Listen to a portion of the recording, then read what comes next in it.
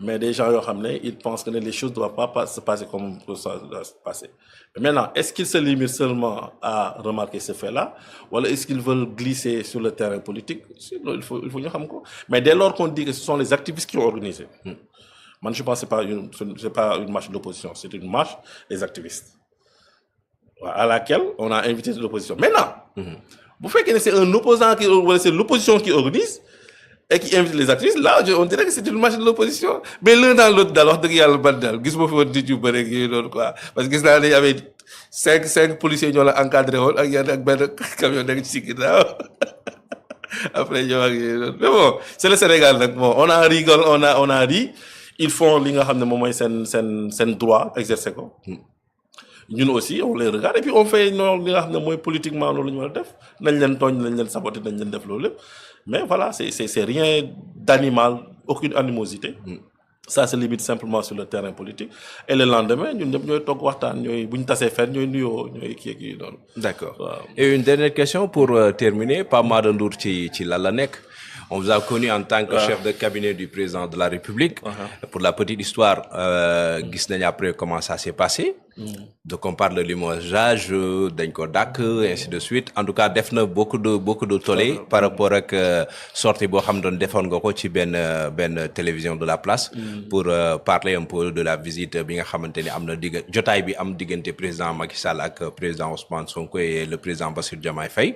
Mais après tout, Pape Mada, comment il est dans quoi actuellement? Lan mooy digganteem ak relation ak le président de la République et surtout digganteem ak Pastef? Non, man Pastef déjà je secrétaire national chargé de la diaspora. L'événement de Milan bi passé la dernière fois, c'est moi qui l'ai organisé parce que c'est ma responsabilité man ak donc coordinateur de la diaspora ñu ñoko organisé et même pour ce voyage là, ma ngi won fofu non si organisation tout ça du début à la fin. Ma ngi ci jamm, ma ngi sante Yalla, je continue à être là. Je suis un fonctionnaire, je suis des affaires étrangères. Donc si j'ai une nomination, mun nga dem entre guillemets à un détachement, mais bu jeexee da ngay delluwaat dans si say liggéey quoi.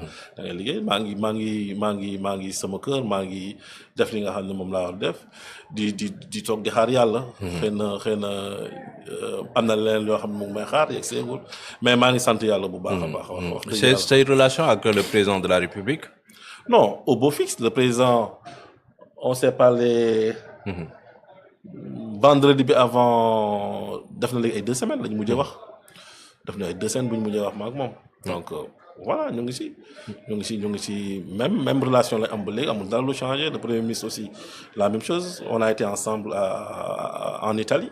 Donc ñu ngi am même relation yi maanaam.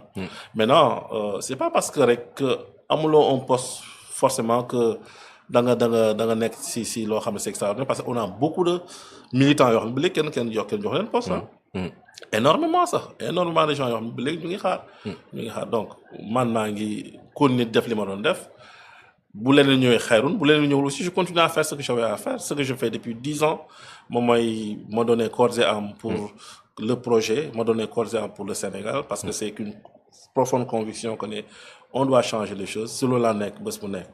Maintenant le président de la République bu ko neexee mun na ma jox une responsabilité comme le parti aussi mun na décider ne telle personne mun nañ ko proposer quelque chose boo xam ne c'est dans le cadre de façon plus globale.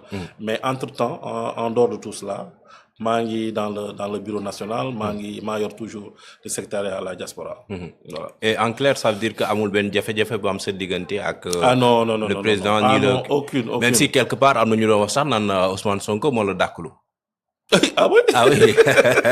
non waxu gars yi sama gars yi la waa opposition bi dara xam nga nag les gens ils ont besoin de parler ak le Sénégalais encore une fois je me répète c'est pas parce que amul lu mu wax que lay noppi Sénégalais il faut mu wax am na lu mu wax amul lu mu wax dina wax et chaque jour on crée des sujets non mais maag président de la République comme man ak premier ministre Ousmane Sonko amuñu benn problème. Les relations ñu ngi ci on parle tout le temps même bu fekkee maintenant gisee bi bëritul noonu ndax les responsabilités mais on se parle par texto, on se parle sur WhatsApp, on se parle tout le temps. Kooku moom amul benn problème. jërëjëf ñu ngi lay jaajëfal Pape Maada amoon nañ plaisir dalal la ci MS Reçoit. di la jaajëfal bu baax. waaw maa ngi leen di remercier c'est vrai que ne affaire yi xaw na gàtt. say ñu gën a dugg en profondeur si yenn sujets yi. y a beaucoup de sujets yoo xam ne ça mérite carrément ñu waxtaan si. mais incha allah beneen yoon de toute façon je suis à votre disposition. chaque fois vous pensez que ne am na loo xam ne war naa ko mën a ñëw waxtaan ak yéen. avec plaisir faut pas hésiter. avec plaisir et moi comme je l'avais dit à l'entame de mon propos. maa ngi leen di encourager bu baax. merci ndax c'est le difficile c'est de commencer. le difficile c'est de commencer mais dañu amoon benn mag bu ñu doon wax naan. même booy dawal mbége sax yàgg ci rek. le truc c'est pas de commencer c'est yàgg ci. dëgg la waaw defal boo defee 5 ans am valeur 5 ans boo defee 10 ans valeur ainsi de suite. donc ñu ngi leen di ñaanal yàlla ngeen yàgg ci. ngeen yàgg fii à partir de maintenant ngeen sax et puis jëm si horizon yu gën a jëm kaw. amiin di le remercier di profiter aussi chaque fois que je le fais de remercier toute la diaspora.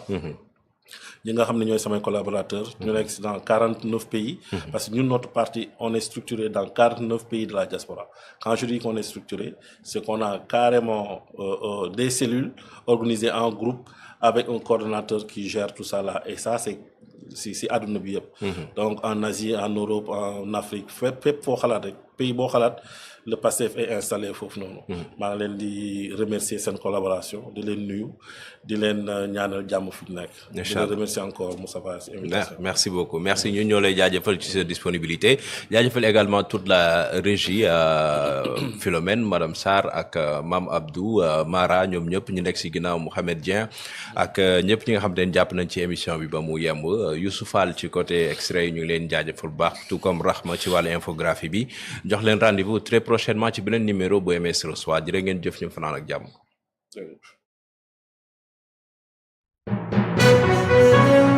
ngeen jëf mbokki internetu BP Actu maa ngi leen di nuyu. loo xam ne ay mesures correctives la yu jëm ci finance publique.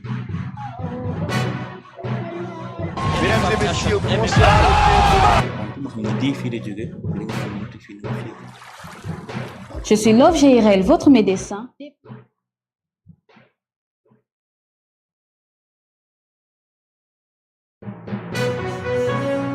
ngeen jëf mbokki internetu BP Actu maa ngi leen di nuyu. loo xam ne ay mesures correctives la yu jëm ci finance publique.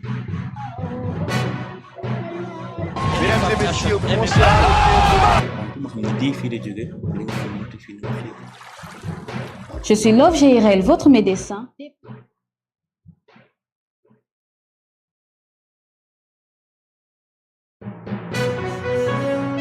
ngeen jëf mbokki internetu BP Actu maa ngi leen di nuyu. loo xam ne ay mesures correctives la yu jëm ci finance publique.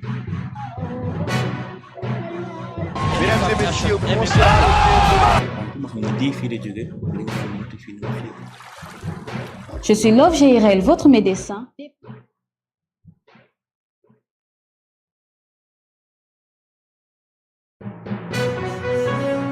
ngeen jëf mbokki internetu BP Actu maa ngi leen di nuyu.